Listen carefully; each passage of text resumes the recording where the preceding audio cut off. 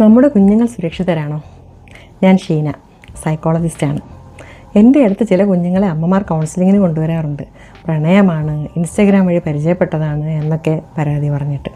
അപ്പോൾ സത്യത്തിൽ എനിക്ക് ആശ്വാസമാണ്. വേറൊന്നുമല്ല, ആ കുഞ്ഞുങ്ങൾ കരുതാത്ത ഒന്നും സംഭവിച്ചിട്ടില്ലല്ലോ, കൃത്യസമയത്ത് അമ്മ അറിഞ്ഞല്ലോ, കുട്ടിയെ വിഷമിപ്പിക്കാതെ കൗൺസിലിങ്ങിന് എത്തിച്ചല്ലോ എന്നൊക്കെ കരുതിയിട്ട്.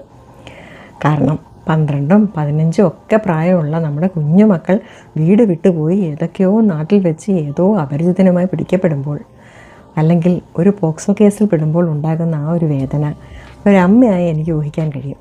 18 വയസ്സ് വരെയുള്ള പ്രായത്തിലെ കുട്ടികൾക്ക് ശരിക്കും ചിന്തിക്കാനോ തീരുമാനങ്ങൾ എടുക്കാനോ പ്രാപ്തിയായിട്ടില്ല.